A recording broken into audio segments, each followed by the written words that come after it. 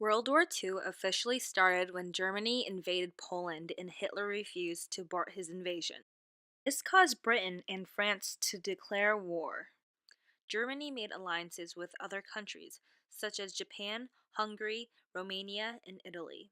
They called themselves the Axis powers. Britain and France also made alliances and named themselves the Allies. When Japan bombed Pearl Harbor on December 7, 1941, many American citizens felt as if their lives were in danger. To combat the fear of Hitler and his communist ways, President Franklin D. Roosevelt decided that America should join the Allies' side of the war to become the great arsenal of democracy. Like many in World War I and the Vietnam War, men were forced to fight in the Army. But it was after witnessing the traumatic scene of the Pearl Harbor bombing when thousands of men volunteered their services in time to fight for democracy. This left mainly only women, children, and affluent men on the home front. The need for more recruits in the Army increased as the United States of America became more active in fighting in World War II. In order to battle this drought of recruits, the United States government made the decision to begin to enlist women in the Army. This was a very new concept that many conservative citizens objected. For the sake of women and minorities' protection when getting a job, or in this case, joining the Army, President Franklin D. Roosevelt declared the Executive Order 8802.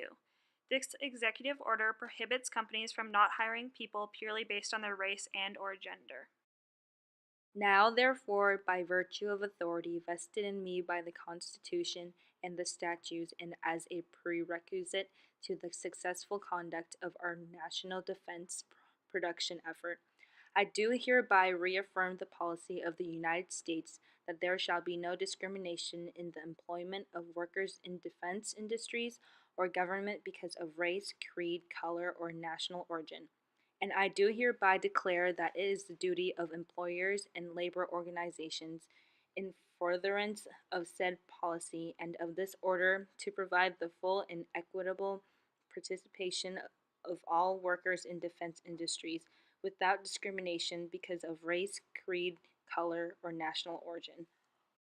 After Executive Order 8802 was initiated, many women gathered the courage to join the Army.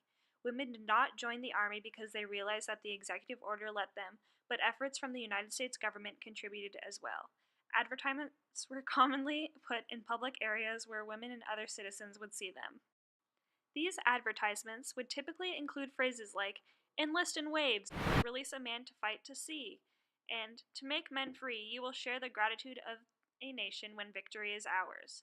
For the most part, these advertisements were written to appeal to women, even though the language used was to make women cater to men in the Army. Since women just recently gained the right to vote only 15 years prior, it was not frequent to see advertisements that empowered women or made women want to fight because they wanted to and not for men. On these ads, there were several different stylistic choices to encourage women to join the Army.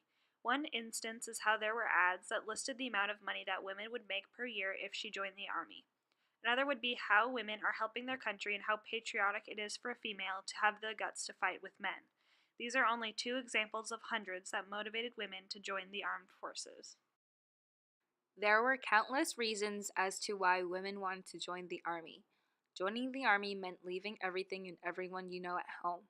When enlisting in the Army, these women were accepting a job. Like every other job, being a private, general, or colonel meant that there would be a paycheck. Though being a soldier didn't pay much, and being a female soldier meant that you got paid even less, many women took advantage of this opportunity to become independent and no longer have to rely on their family. Some women came from poverty-stricken homes and wanted an opportunity to earn money in order to support their families. Others wanted an escape from their home lives. For some women, joining the Army meant that they could leave an abusive home and finally live a life that they've desired. Women who volunteered their services left their previous lives and started a new one. Being in the Army was not easy. These military women had to be independent and strong, not only physically strong, but also mentally capable. This was often the first time that young girls left their family and moved far away from home.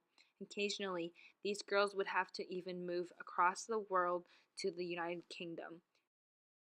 Considering that enlisting women in the Army was a new concept, There was a high expectation for women who joined the army. But for countless reasons, the women of America still made the decision to fight for their country. White women were the most commonly enlisted women in the military. It was very uncommon for women to be enlisted, and many citizens had a hard time accepting the women to the military other than in nursing jobs. Because white women made up a majority of the population, the government tried to keep the Women's Army Auxiliary Corps, or WACs, at 90% white women with only 10% minority women. Although white women and minority women would receive the same training and equipment, they were often segregated, and the white women would get the better working positions during their stay at the training camps. Many of the women were trained at a small camp in Fort Des Moines, Iowa, where it was integrated because of the small amount of minority women. There were only 40 minority women and 400 people. This camp was very selective because of the large amount of women that applied for the 400 positions, but the amount of women enlisted in the WAC would increase dramatically throughout the war. Once the WAC became more well known, there was an influx of women volunteers, and by the end of the war, 150,000 American women were serving in the WAC, and although they did not fight in combat, they proved to be very useful and necessary in World War II. Some of the jobs for women were as clerks, typists, researchers, engineers, mechanics, and electricians. Also, many worked in Quartermaster Corps or the Chemical Warfare Service, the Signal Corps, and the Mail Services. They went to classes to learn about different techniques in fighting. They attended classes on their responsibilities that they were going to face. The women would train all day and work in shifts. The WAC were first trained in 3 major specialties. The smartest were often trained as switchboard operators. Next came the mechanics, who had to have a high degree of mechanical aptitude and problem solving. The bakers were usually the lowest scoring recruits and were stereotyped as being the least intelligent and able by their fellow WACs. The WAC provided enlisted seamstresses to tailor WAC uniforms to their wearer, a service they also provided to male officers. Although there were many nurses that aided in World War II, the WAC did not provide any nursing training. Many of the women, if they were deployed overseas, would be mail sorters. The government believed that it was beneficial for the male soldiers to get their mail in a timely manner in order to keep their morales up. Many of the jobs that the women had were in support of the men. Many people that joined the women's army were people who wanted to get away from their previous life, and many of those women were people of color. Though there were not that many minority women who joined the WAC, this is often because of the government, allowing as few of minority women to be enlisted as possible. They also did not have the same opportunities as the white women often had. United States camps, if it was a large camp, then they were segregated, but at the beginning of the war with small camps would be integrated.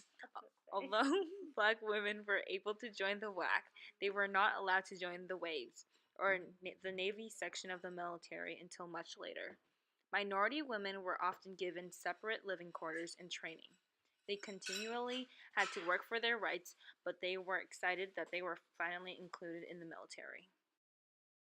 Women were deployed overseas, all women were often treated more equally than they were while they were in the United States. This was often because the women's military did not have enough resources to allow for the segregated sections. In the WAC, was very few African American women and even fewer minority groups represented. Oftentimes, there would be more opportunities for women of color in nursing positions because there were African American men to be cared for, and many white women did not want this job. Although there were many jobs for women in the WAC in waves, there were still many more positions for women in nursing during this time period. It was much more accepted for women to become nurses than it is for women to join the army. Just like African American women, minority men in World War II were also segregated from white fighters, except there were many more men enlisted than women, so they were more likely to always be segregated, whereas the women would often be integrated. African American men also faced much more discrimination than their women counterparts. They were not allowed on the front line, and they often had much more menial jobs than white men. A large amount of African American men were bus drivers for the white men because they, like the women, often had jobs to serve the white men. In the beginning of World War II, the camps that the African Americans faced were in much worse condition than the white men had, and there was often tension between different minority groups in these camps. These camps were especially bad in the South because they were still faced Jim Crow laws. Although at the end of the war, the African Americans were given the same pay as white men and were awarded the same GI Bill as the others. They, however, did not receive any medals of honor until 50 years after the war. It was only 3 years after World War II ended that President Harry Truman declared Executive Order 9981, which stated that there shall be equality of treatment and opportunity in the armed services without regard to race, color, religion, or national origin. This executive order desegregated the armed forces and allowed black and whites to live in the same quarters. World War II marked the beginning of women being accepted in the Army. Similarly, LBGT plus people were recently accepted in the Army. The first time that LBGT plus people were banned from joining the Army was actually during World War II in 1942. This was also one of the first times that LBGT plus people were acknowledged in the Army and in American society. For the next 50 years, LBGT plus people were routinely discharged and not allowed in the armed forces. It didn't matter if the person engaged in sexual acts. If there was as little as a whisper that they were LGBT plus, the soldier would be discharged. In the 1970s to 1980s, a large surge of LGBT plus activists fought for equality for the community. But as a response to the backlash, the Department of Defense passed a law saying that LBGT plus people were incompetent to serve in the military, therefore they weren't allowed. When he was in office, former President Bill Clinton passed an act in 1992 that continuously banned LGBT plus people from being in the Army. But rather than banning them based on accusations and assumptions, the LGBT plus soldiers would have to clearly identify that they were LGBT plus in order to be banned. This was called the Don't Ask, Don't Tell Act. This act was heavily combated by feminists and LGBT plus activists. This led to President Barack Obama signing to annul the Don't Ask, Don't Tell Act by Clinton. After years of fighting for LGBT plus rights, in September of 2011, the United States Congress voted to repeal the prohibition and allowed LGBT plus people to finally have the chance to fight in the Army. Overall, during World War II, there was a big step in women's rights, not just for white women, but for minority women as well. Although they were still not considered equal, there was a large step in equality when women and minority women being able to serve in the Army, in more positions than just nursing. Even though they got these positions because men needed support, this ultimately would help the feminist movement because of the women that realized that they deserved to be equal.